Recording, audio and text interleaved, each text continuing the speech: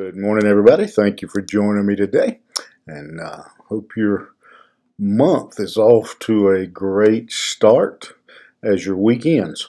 And so I appreciate you joining me. If you want to follow along today, we'll be in the 20th chapter of the book of Acts, and we're going to look at verses 4 through 6, which is basically a list of names that are hard to pronounce, but I do think there's something we can draw from this list of names.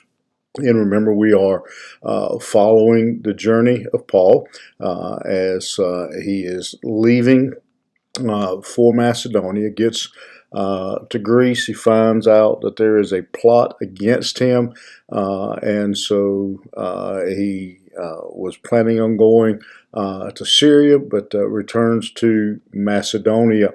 And so, verse 4, we see again this list of difficult to pronounce names.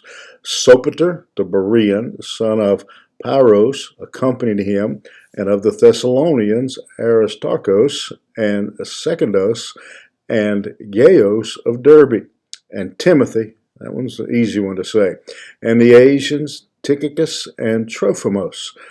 These went on ahead and were waiting for us at Troas, but we sailed away from Philippi after the days of unleavened bread, and in 5 days we came to them at Troas, where we stayed for 7 days. The lesson I want you to see here is this list of names. We have 1, 2, 3, 4, 5, 6, and then we have 7, 8 names of men who are now at this point attached to Paul.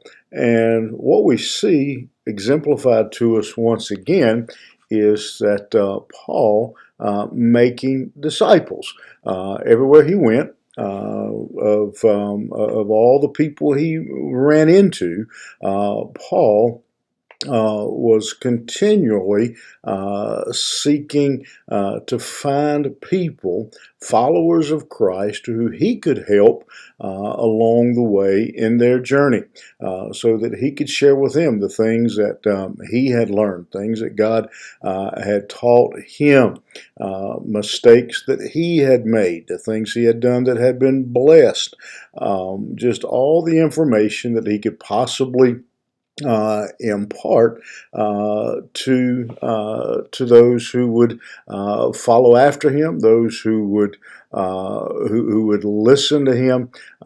He is again imparting this wisdom from his experience that he has had as he's traveled through Asia, even still today, as we sit and we look through the book of Acts and see Paul's journeys, as we read his epistles to the various churches. Paul, even to this day, is still influencing believers up to this very moment, still impacting the church up to this very day.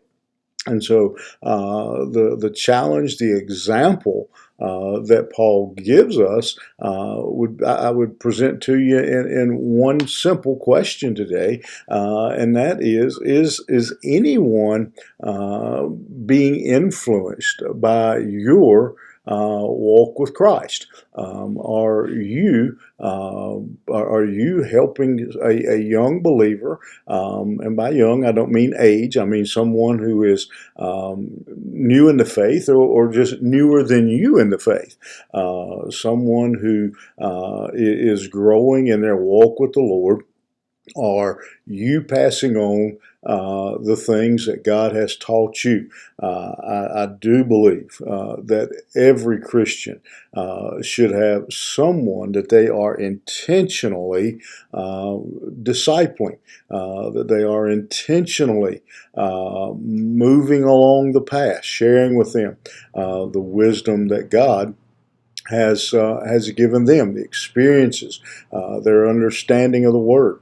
that is, again, a commandment that the Bible gives us, that believers should do that. Maybe one of your family members, maybe a son or a daughter, maybe someone in your church that you have, the old saying, taken in under your wing. And I know that many people, when you talk to them about this topic, they feel inadequate to do that. But again, we're not relying on our own strength, our own abilities. We're relying on the equipping of the Holy Spirit. And again, how can you really do it wrong? When you're sharing with someone what your experience has been, what you have learned in following Christ, what God has revealed to you. You don't have to do it the way I would do it or the way Billy Graham would do it, but you take someone and you share with them and you come alongside them and help them in their Christian walk. It's not optional. It is an example of Paul, but it is a commandment of the Bible for us to go out and make disciples, not just converts, but disciples of all men. Think about it. You have a good day, and we'll see you here tomorrow morning.